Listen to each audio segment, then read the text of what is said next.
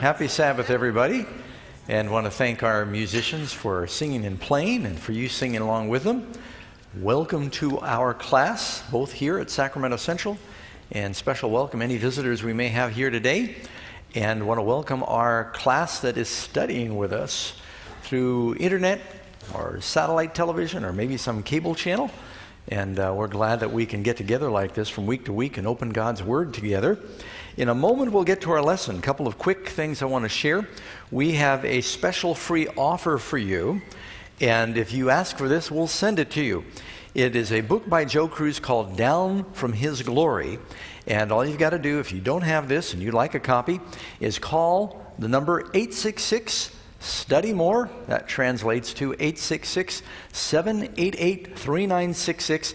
Ask for offer number 154. We will send you Down from His Glory. That's assuming you don't already have it. After you read it, please share it with someone. It's a wonderful book about the incarnation and touches a little bit on our lesson today. Another important thing I want to share, we're about to study lesson number 12 in our quarterly, and that means we're about to enter a new quarter. And for those who are here in our class, you know we sort of are 3 weeks ahead of most of the world in our study time, so we can record it. We put in the subtitles and edit the programs, send it to the different stations. But we're getting ready to enter into a new quarter, and I'm looking forward to this. It's going to be evangelism and witnessing. This is something that Amazing Facts and Central Church are very passionate about. And going to be looking forward to that study. So just wanted to get you a little heads up as we near the home stretch with our glimpses of God. We're preparing for the new quarter. And today's lesson is lesson number 12. I'm going to be talking about love stories. Going to be getting some glimpses of God from His Word, looking at a spectrum of stories that tell us about how God loves. Confession time. That always gets everyone to look up when you say that. When I talk about a subject like this, I really don't feel worthy, because I always think if I loved God better, I'd serve Him better.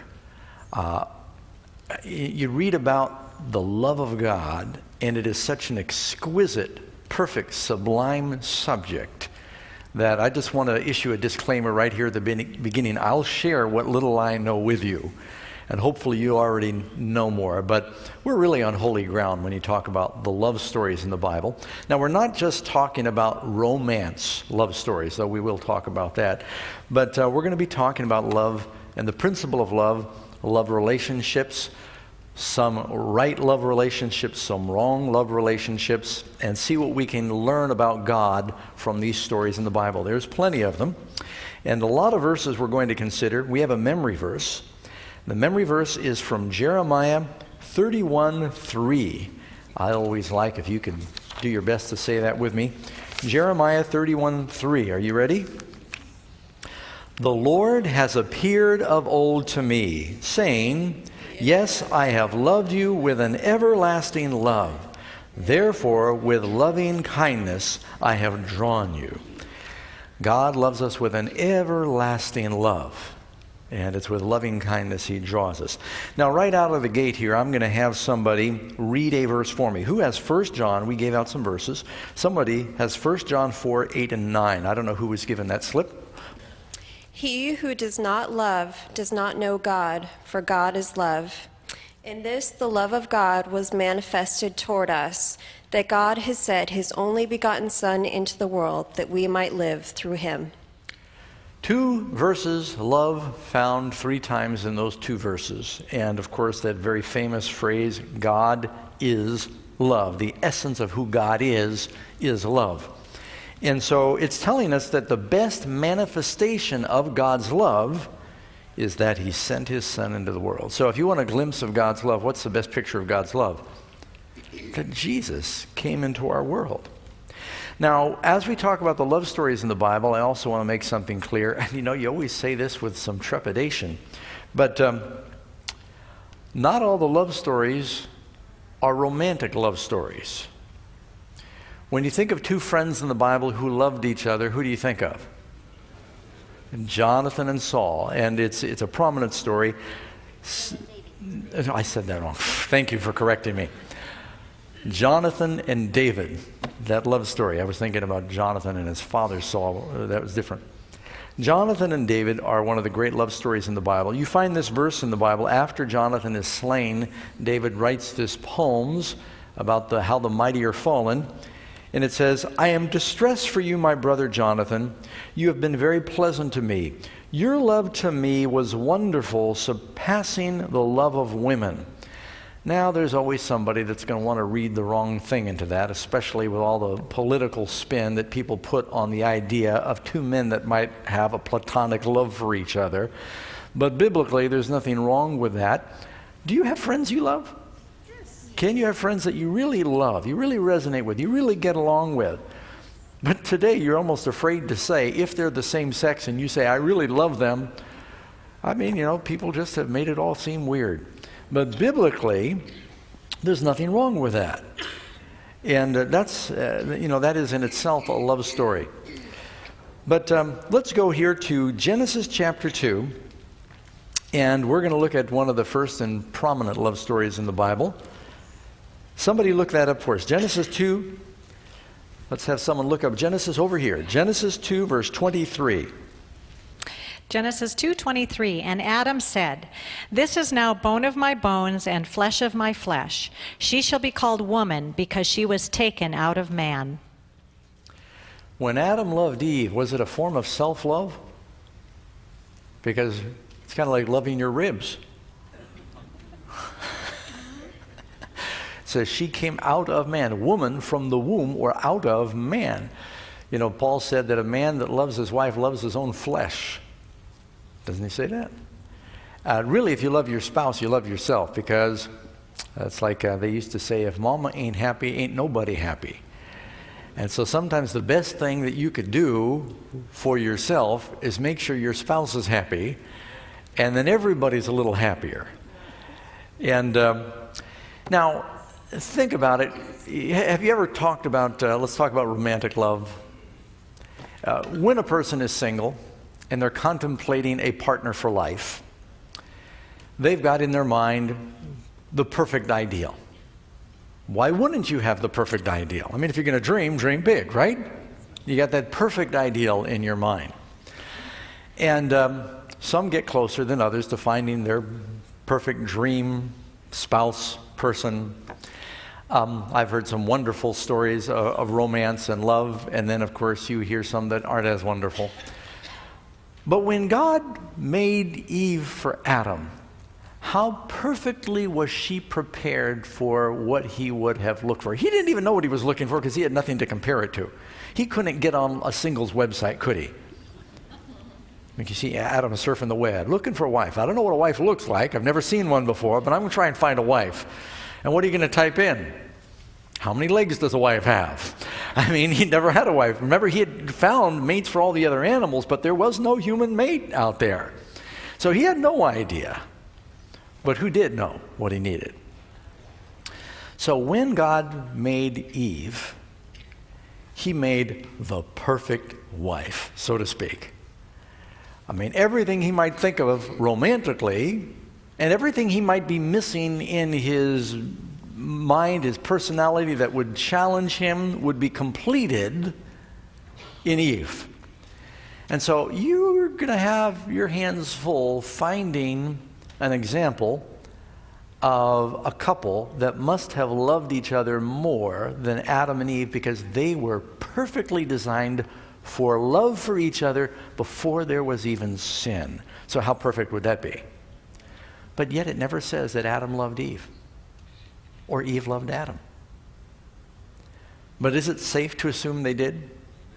I think so, because God was love and they were made in the image of God. And so that first marriage, there was probably perfect love between Adam and Eve until sin came in. Have you ever thought about that? The perfect husband, the perfect wife. Don't you wish you could see a photograph? I mean, all we've got is these artist conceptions, and many of them are sort of fanciful. But it's going to be something when we get to heaven, we can play back that divine video and see what Adam and Eve looked like and see the expression on Adam's face and when he first saw Eve. And of course, it'll be the G-rated version, because they'll be clothed with robes of light, as they were back then. What does the word romance mean? It means to court or to woo romantically, to treat with amorous ardor, ardor being love or chivalrousness. So Adam was perfectly attracted to Eve. Now we're going to look at a few biblical romances and see what we can learn from these things. I want you to go with me to the book of Ruth. We're going to jump around a little bit, and I'm not doing this chronologically, so don't think, oh, but Pastor Doug, you missed this one and this one and this one. Maybe I did miss it, but be patient, maybe not. Book of Ruth. Now, in the book of Ruth, you find a love story, and there's actually several marriages. You've got a couple of widows, 3 widows in the book of Ruth. And so there's some tragedy there, but then there's also healing because there's a love story. Now, who are the 2 characters that ended up getting married in the book? Just find out a little more about them. You've got Ruth and Boaz. And Boaz means strength in the Bible. Boaz is related to Judah. He comes from the tribe of Judah. And evidently, he's related to one of those spies. You remember when the spies were sent out by Joshua, and one of them took Rahab into his house. I mean, we're guessing that. We don't know that for sure, but Rahab got married. We all know that. There's a good chance she married one of those 2 spies. And if possible, his name was Salmon, because it tells us that Salmon and Rahab had Boaz, who then ends up marrying Ruth and has Obed. But you hear about this. Now, Ruth is not a Jewess. She's a Moabite. Boaz may have lost a first wife. He's an older man. He had no children. He had no wife. We don't know if he was married once and his wife died or what happened, because he does actually say, why have you not gone after younger men? What does that imply? That he's maybe an older man. All right, Ruth chapter 2, verse 5. When they're gleaning, and by the way, this love story happens in a harvest. Boaz says to his servant who is in charge of the reapers, "Whose young woman is this?" Now, in Bible times when they were harvesting fields, you had the ones who owned the field, who had their servants that went out and they reaped, and they cut the grain by hand and they stacked up. They always missed a little, or some heads fell off. And then the poor people would go behind the reapers. They were allowed to glean, get the stuff that they missed. And so when Boaz sees that there's this woman who's out there gleaning, and she wasn't the only one, you read on in the story, but she caught his eye. And one way you know that is he's asking the servant, who is this woman? Whose young woman is this? In other words, is she a servant of another landowner, or is she part of someone's family? Go to Ruth chapter 2, verse 8. Then Boaz says to Ruth, "You will listen, my daughter, will you not?" Again, he must be a little older. He's calling her daughter. "You do not glean in another's field, nor go from here, but stay close by my young women. Let your eyes be on the field which they reap. Go after them. Have I not commanded the young men not to touch you?" In other words, you're safe here. I'll make sure the other harvesting servants that the men don't bother you. And sometimes they would give a hard time to the poor people that would glean. He says, you can stay with the young ladies that I've got that are gleaning. And he's showing a concern and a care for her. He's got an interest. If you're thirsty, go to the vessels and drink from what the young men have drawn. You don't have to draw your own water from the well. They'll draw it, because you work all day out there in the sun, and you have to pull up these heavy, like 5-gallon buckets of water. It was a lot of work back then. He said, all of the young men draw the water. You get to drink what they draw. So he's watching out for it. Now, by the way, what does a woman represent? I've asked this 100 times, but some are always watching for the first time. In Bible analogies or symbols, a church. And in this story, Boaz is like a type of God, and he's watching out for his future bride, you might say. Talking about making sure she's got water from the well. Does that make you think about Jesus and the woman at the well? There are a lot of love stories in the Bible that take place by a well. Who else finds a wife by a well? Moses finds Zipporah by a well. Jacob finds Rachel at a well. How is the wife of Isaac picked? Is that a well? And so that always has some modern application. That means if you're single, you need to hang around by the water cooler, right? So he's again making sure that she gets water. And then you read in chapter 2 of Ruth, verse 14 to 16. Now Boaz said to her at mealtime, "Come here and eat of the bread, and dip your piece of bread in the vinegar." So is he concerned about her making sure that she's fed? During lunchtime, you don't owe the gleaners anything, but he's letting her eat as though she's one of the servants. So she sat beside the reapers, and he passed parched grain to her. And she ate and was satisfied and kept some back. She had extra. And when she arose to glean, Boaz commanded his young men, saying, listen to this, "Let her glean even among the sheaves." In other words, don't let her get just the stuff that you've dropped, but let her glean among the sheaves, the stacks, and do not reproach her. And also, when you're out there gleaning from the bundles, let some fall purposely for her, that she may glean. So here, they're out there, just to give you the picture. You gather an armful of grain, and then you take your scythe and you cut it, and you put stacks, and you lay the stacks out like this, and sometimes the heads fall off and you miss some, and they're going like this. They're cutting some, and they're going, all right, little for Ruth. And they're cutting some, a little for Ruth. And so they're making sure that she has some. Why is Boaz going through all this? Well, for one thing, she could go to any field she wants. But he's a little smitten with Ruth.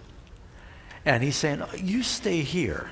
He's taken an interest. He's also heard, he's been asking around, he hears she's a virtuous woman, and she's made a commitment to watch out for Naomi. She's left her homeland because she doesn't want Naomi to come back a widow with nobody to help support her. And he said, she's got integrity. She's got concern. She's a virtuous person. And he was attracted to her. So, by the way, David, the king, is a descendant of Ruth. David was part Moabite, which is why when Saul was trying to kill David, he sent his parents to live with the Moabites. Jesse was very old at that time, and David's mother, he knew that he was at least related to the Moabites, and there was some safety there. Anyway, so here you got a love relationship there, and finally he proposes. And they get married, and they have a son named Obed, who becomes a great-grandfather of Jesse and a great-great-grandfather of David. Did I get that right? Grandfather of Jesse. Obed's father of Jesse, great-grandfather of David. Anyway, they're related. Then you go to the story of Jacob. Genesis 29:18 to 20. Somebody look up for me Hebrews 6, verse 10. Who has that? I just want to find out. We got a hand now. Hold your hand up. Okay. Is that the one you got?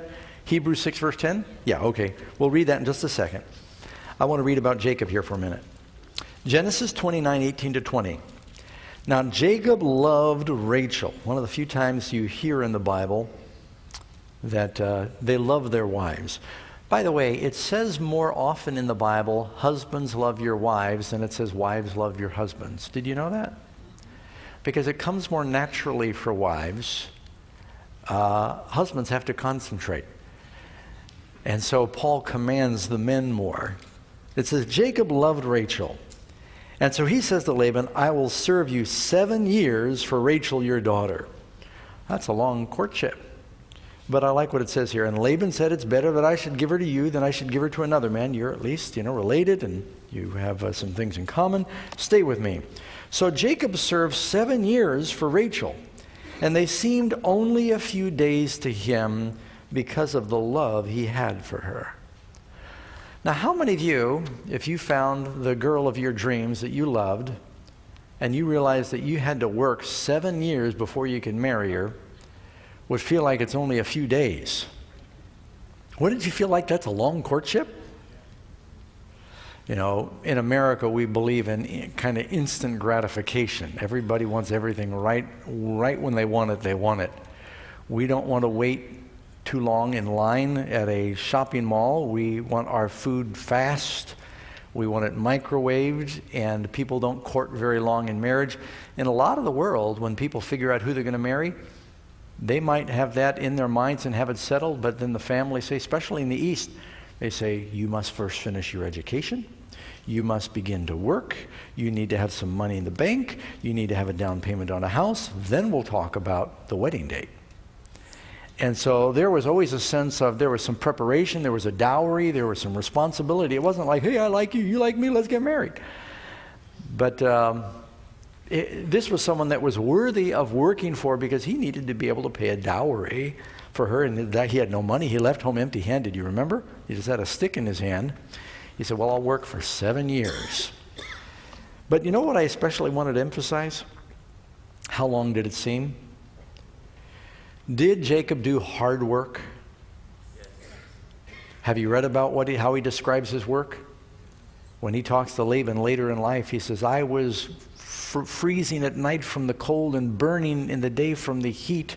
My sleep went from my eyes. I stayed awake watching them to protect them from bandits and from predators. And he says it was pretty hard taking care of those sheep. But the part of that 21 years that he worked for Laban, that first 7 years when all he could think about was Rachel, it says it didn't seem like anything then, because he was so excited because of love. When you love, is work easier? When you are working for someone you love, is it easier? Was he working for Rachel? I know it seems like he was working for Laban. He wasn't working for Laban. He was working for Rachel. He was trying to earn Rachel. Isn't that what he was doing? And he was so excited. All right, now I want you to read your verse, Kathleen. Hebrews 6, verse 10. For God is not unjust to forget your work and labor of love, which you have shown towards his name, in that you have ministered to the saints and do minister. Your labor of what? Love. How should the Christian's service and labor be? A labor of love. You know, I've often thought, Lord, I sure wish I could love you more, because I'd like to think about any service I give for God while I'm waiting for Jesus to return. I'd like to be able to think it only seemed like a few days because of the love that he had for him. Yeah, I'm talking about me and Jesus. That anything you might do, any sacrifice you might make, any work, any self-denial you experience in this life, it might not seem like anything because of the love that you have for the Lord. Wouldn't that be the key? To just love him better, and everything else gets easier from there on. How does that happen? I've said it many times, but I'll say it again because it's still true. The better you know him, the more you'll love him. The more time you take reading his word, communing with him in prayer, the better you know him, the more you'll love him. The more you love him, the easier it is, the more delightful it is to serve him. I think all of us should have that relationship that Jacob had when the work that he did during those 7 years for Rachel seemed like nothing. You wonder about how the second 7 years felt when Laban pulled a fast one on him, and now he's working for Leah, who he didn't bargain on. He has to work another 7 years for a wife that he didn't ask for. That must have been the harder of the two. I just think there's a lot of analogies there I don't have time to go into. And then the Bible talks about God knows we're really only going to be happy when we love what we're supposed to love, and that's loving him. If we love something that we're not supposed to love, can sometimes people choose to love the wrong thing? Have you ever seen anyone get into a wrong love relationship and you knew right from the beginning, this is not going to end well? Parents sometimes see that and they say, oh, please, no. Oh, but he's tall, dark, and handsome. I can't resist. And you say, oh, dear, please, think about what you're doing. And they can't see it. So sometimes it doesn't end well when that happens. That's because they're making a bad choice. What if you love somebody that God says in his word you shouldn't love? But you say, oh, but I feel it. It's love. Follow your heart. You know, that's what Hollywood tells us. Just follow your heart. And that must be right. Nonsense. Sometimes you might feel a strong, powerful attraction. You can call it love if you want, but if God's word says it's wrong, then you better not follow your heart. And you better follow his word. All right, 1 Kings 11:1. You're wondering where I'm going with that? But King Solomon loved many foreign women. Did that end well? What happened as a result of loving women that did not love God? They loved other gods. Did they end up turning his heart away from God? Oh, but he should follow your heart, Solomon. He was so wise.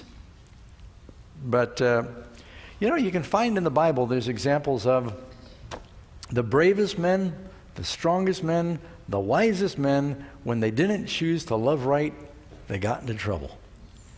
So we need to make sure that we don't let anything come between us and God, or it becomes an idol. We're loving the wrong thing. Are we commanded to love? Why would you, if love is a feeling, can you command anyone to love? Can I command you to feel something? So if God commands us to love, maybe love isn't just a feeling. Maybe love is a choice. Otherwise, how can you be punished for not obeying if you have no choice?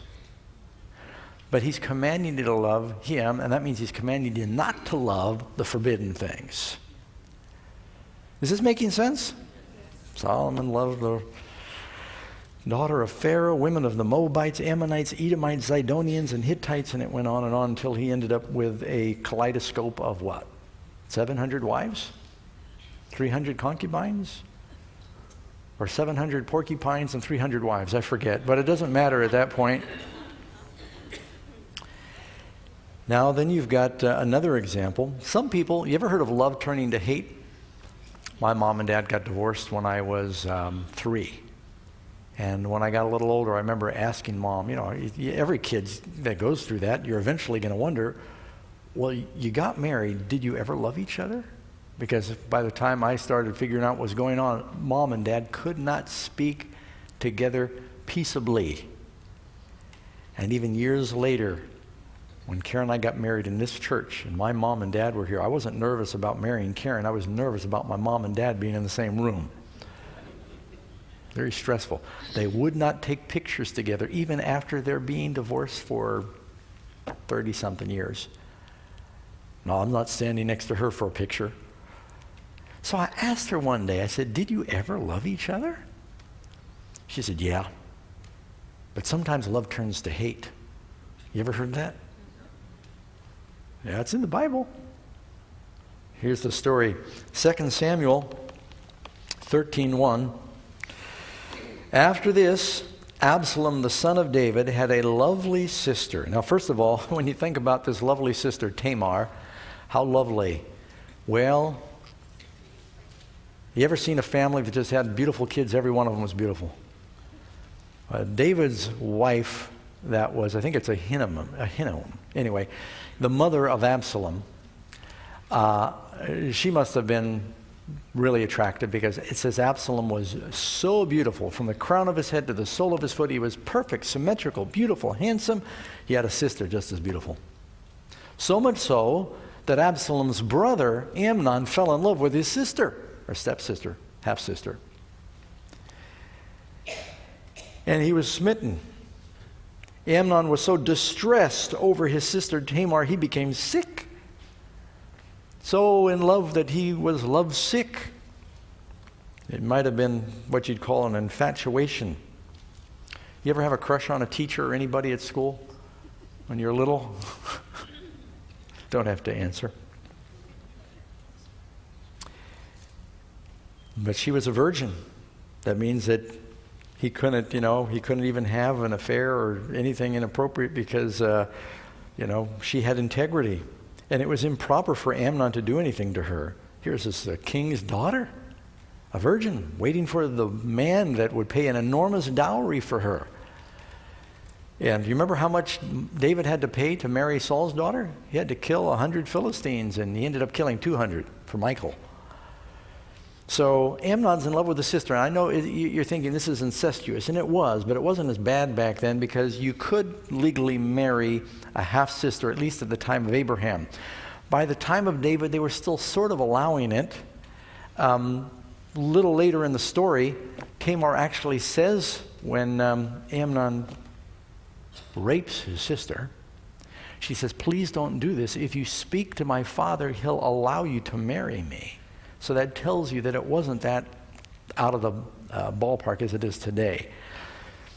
But he just thought he was going to die if he didn't have her. So you know what he does? I'm not going to read the whole story. He deceives her into coming in. He claims he's sick because someone's trying to poison him. He says, Dad, I don't know who's trying to poison me because I'm a crown prince. Someone's trying to kill me. I don't know who it is, but I trust Tamar. Can she come and prepare my food in front of me? And so that's why that request is made. So she comes into his chambers and the door's shut and she makes these biscuits and everyone else is sent out. And then he rapes her. She pleads with him. And then immediately afterward, notice what it says. He says, all right, go on out. She says, what? She says, now obviously we have to get married. There was a Hebrew law that if two people did this, then you had to pay an extra fee, but you had to marry the gal. And it says, Amnon hated her. I'm now in verse 15, 2 Samuel 13:15. Amnon hated her exceedingly, so the hatred with which he hated her was greater than the love with which he loved her. And he said to her, arise and be gone. And she said, what you're doing to me now is worse than what you did when you raped me. It's amazing sometimes how people that love each other, and they think they just can't live with each other, that after a while and something goes wrong and they find out they're not what the illusion was, or someone's been hurt and they can't forgive, or whatever the reasons be, all of a sudden it turns to such bitterness. And divorce attorneys see this all the time. And it's really hard on kids when they see that. How different is that from God's love? If we're unfaithful to God, does he then hate us? That leads, the reason I shared the story of Amnon and Tamar in the order I did is now I want you to go to the story of Hosea in the Bible. Hosea chapter 3. This is in the Minor Prophets. Hosea chapter 3, verse 1. Then the Lord said to me, go again, love a woman who is loved by her lover and is committing adultery. Why would you want to go pick a wife who is committing adultery? Or someone who is acting like a harlot or a prostitute? Just like the love of the Lord for the children of Israel. You still reading there? Hosea chapter 3, 1-3. Now, all through the Bible, we're getting glimpses of God and his love here. Does the Lord tell us something about his love and how he treats his church, how he loves his church? Husbands, love your wives, even as Christ loved the church.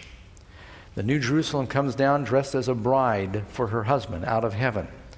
And so when you look in the New and the Old Testament about how Jesus loves his church, even though the church is sometimes unfaithful, we're getting a picture of how he loves us. So after the church has been unfaithful, does God's love turn to hatred like it did with Amnon? No. He says, go again. I'm back in verse 1, Hosea chapter 3. Go again and love a woman who is loved by a lover and is committing adultery. Just like the love of the Lord for the children of Israel, who look to other gods and love the raisin cakes of the pagans. That was just part of their worship. They bring these raisin cakes and put it before the statues. So I bought her for myself for 15 shekels of silver. She was being auctioned, evidently. And 1.5 homers of barley. And I said to her, you will stay with me many days, and you shall not play the harlot, nor shall you have a man. So too I will be towards you. In other words, I will forgive you. Even though you've got this past, I will love you, and I will be faithful to you. You will be faithful to me. You know, one of the reasons I think that the story of Mary Magdalene is in the Bible, it never calls Mary Magdalene a harlot. We always kind of use that vernacular, and it may be that she was. It simply says there was a woman in the city who was a great sinner. And people sort of just read into that what was the sin. But it's probably true. And it says she had 7 devils. And Simon said, don't let that woman touch you, for she is a sinner. And so you've got all these references, and some wonder, was this the woman caught in adultery in John chapter 8? Was that Mary Magdalene? In any event, what's amazing is Even though she may have had that kind of reputation, she definitely had 7 devils, whatever that was.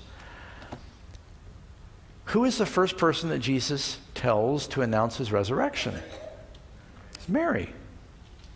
Who is the one who seemed to have the greatest devotion, who wanted to sit at his feet, who was there at the cross, who was there anointing his feet in the house?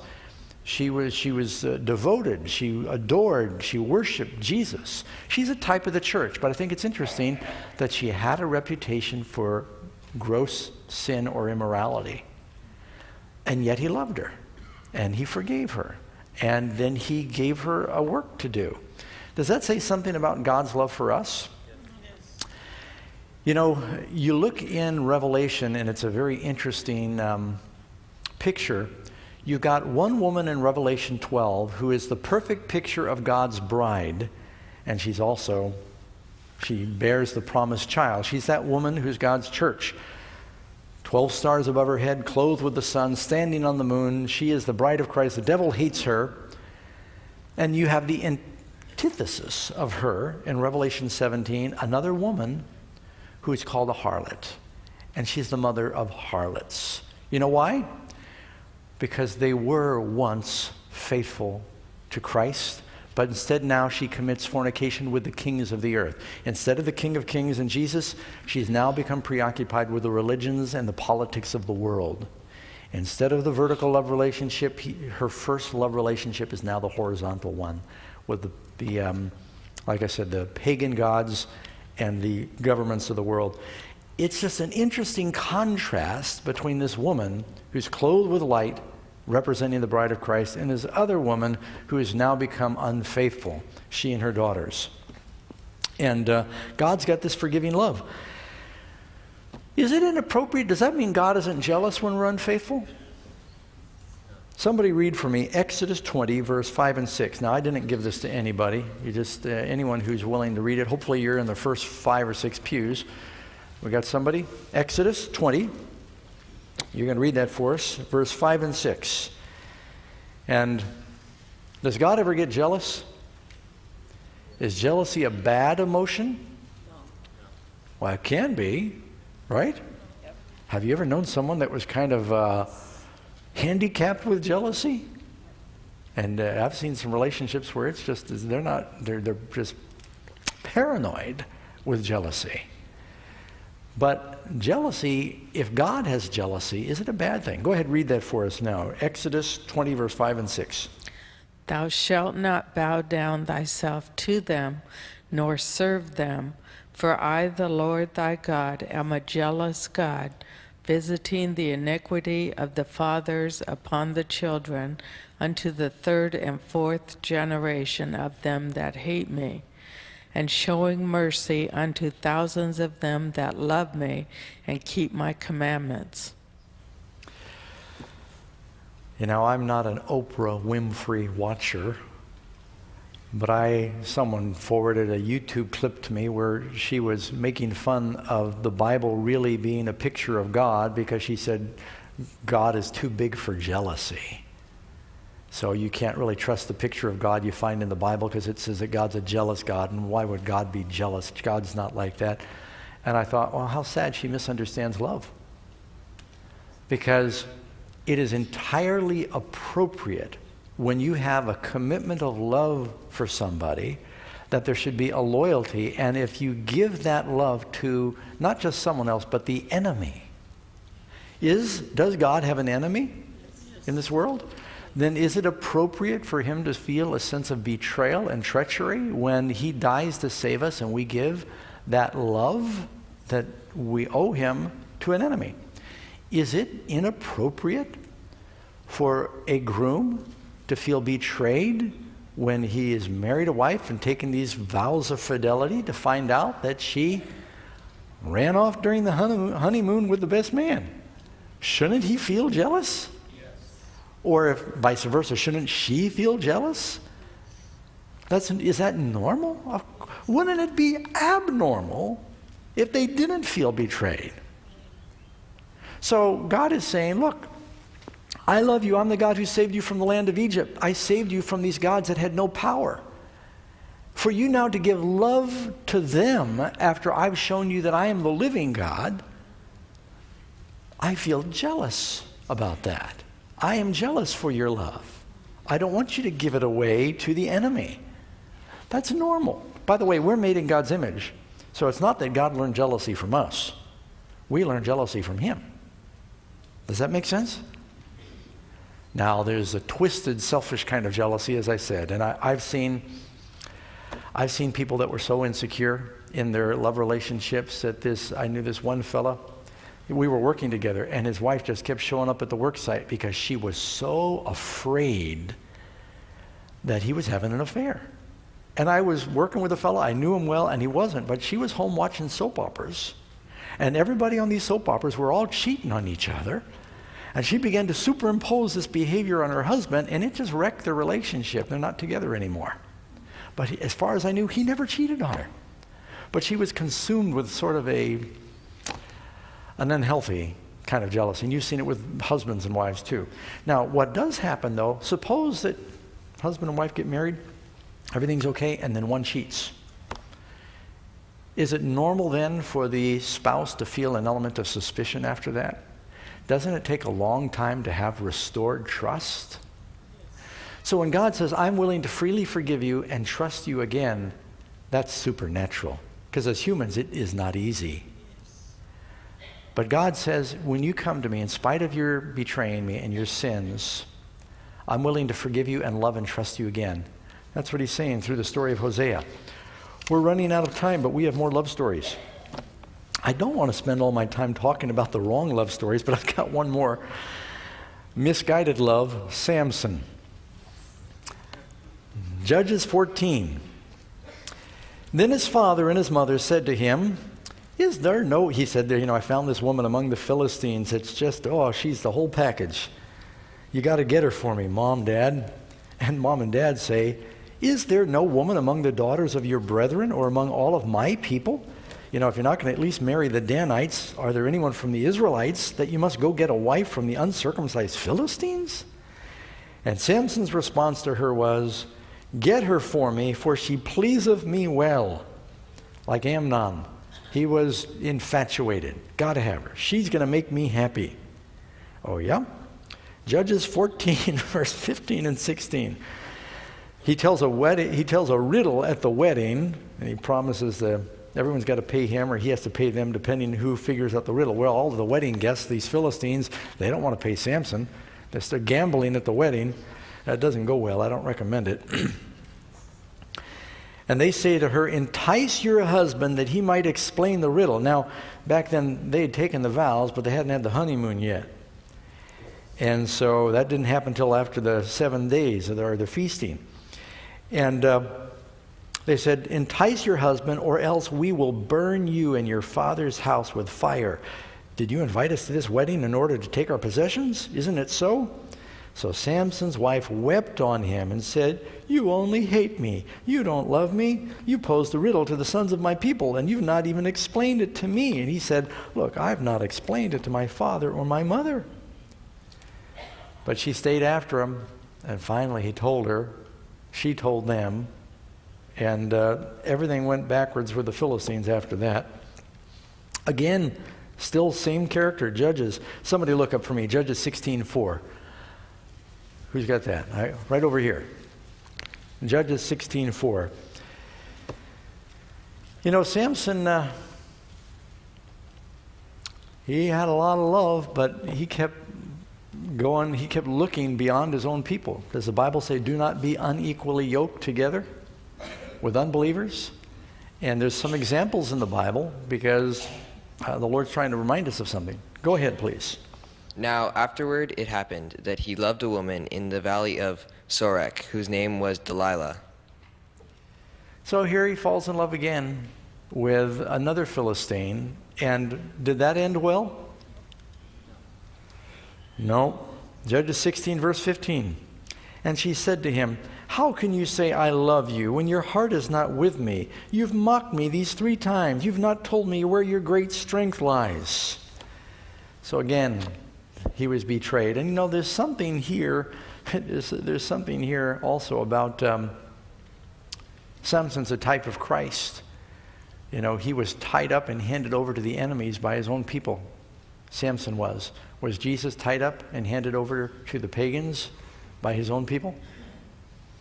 And the last thing Samson does is he stretches out, he's filled with the Spirit, he stretches out his hands and he gives up his life. He sacrifices his life. Something like Jesus. But who was it that turned Jesus in? The church. Isn't that right? Wasn't it religious leaders? His bride, so to speak. And that's what happens with Samson here. 2 Corinthians 6:14, I already read this to you. I quoted it. Do not be unequally yoked together with unbelievers. For what fellowship has righteousness with lawlessness? And what communion has light with darkness? And what accord has Christ with Belial? Or what part has a believer with an unbeliever? And what agreement has the temple of God with idols? For you are the temple of the living God, as God has said, and I will dwell in them and walk among them and be their God, and they will be my people. So the Lord wants us to choose to love in the right places and with the, what's appropriate and outlined and approved by the Bible. Talking about God's love, there's a lot of metaphors in the Bible. Isaiah 49, verse 15 and 16. What's the greatest love that we know of biblically? Well, when you think of God's love, what metaphors does the Lord use to tell us about his love? For God so loved the world, he gave a child. The love of a parent for a child. Why do you love your children more than other people's children? I mean, if you're a Christian, you're supposed to love everybody. Is it normal to love your children more? Why would you love your children more? I mean, but it's hard to explain. Is it genetic? Is it chemical? Why does, even in the animal kingdom, a bear will lay down its life to save its cubs, but not necessarily another bear's cubs. Something that we're wired, it's this natural love for children. Isaiah 49:15, God says, can a woman forget her nursing child and not have compassion on the son of her womb? Surely they may forget, and yet I will not forget you. See, I have inscribed you on the palms of my hands. Your walls are continually before me. God tells us that his love for us, it's like the love of a mother for its baby. I was sharing a story, I think, last week with a lady that was so busy with her packages that she was unloading and she put the baby on the roof of the car and got all her groceries put away and drove off and left the baby on the roof. Fortunately, someone in the parking lot caught the baby as it slid off the roof. And how do you think she felt? Can a woman forget her child? Yeah, they may forget, God says. Surely they may forget. It happens. It's rare. But I will not forget you. Now, when we're talking about love in the Bible, there's one book in particular that's sort of a love story in the Bible. Which book is that? Song of Solomon. Why don't you turn there really quick? Somebody read for me. Song of Solomon, chapter 8, verse 7. Did somebody get that? Got a hand right here. Mike has that. Song of Solomon, chapter 8, verse 7. This is a wonderful book. By the way, the Song of Solomon, it is really a story of Christ and his love for the church. It is a beautiful story. Many have believed that it was the love story of Solomon. It talks about the Shunammite. You remember David, when he was getting old, they found a beautiful virgin Shunammite named Abishag that kept David warm, but he never knew her. She was still a virgin. And it's believed that Solomon actually wanted to marry her, and that this was a beautiful Shunammite. And whether it's true or not, it's hard to prove, but it was a Shunammite in both cases. Love is found 36 times in the Song of Solomon. And why don't you read for us Song of Solomon 8, verse 7. Many waters cannot quench love, nor can the floods drown it. If a man would give for love all the wealth of his house, it would be utterly despised. When a person really loves, how much will they pay? They'll give everything. And if you say, look, I know you really love your child, but I'll buy them from you. We hear every now and then of parents that sell their children because there's such poverty in the family. And you wonder, how can you do that? And God says, what an insult that you would think that you could buy my husband or buy my wife. I love them. You know how people make a lot of money? They kidnap somebody that someone else loves. And it happens, it might be a husband, it might be a wife, it might be a child. And God says that he loves us like that. And then finally, does Jesus believe in romantic love? What's the first miracle of Christ? He's at a wedding feast. He approves of that love. Just like he was there at the wedding of Adam and Eve, he's there at this wedding at the beginning of his ministry to tell us that he approves of and he loves this love. It's a type of his love for us. We are out of time, but I want to remind our friends who tuned in along the way, we have a free offer for you. It's offer number 154 called Down from His Glory, written by Joe Cruz, and we'll send it to you. You just call the number on your screen. That's 866-788-3966. God bless you till we study together again, Sacramento Central Sabbath School.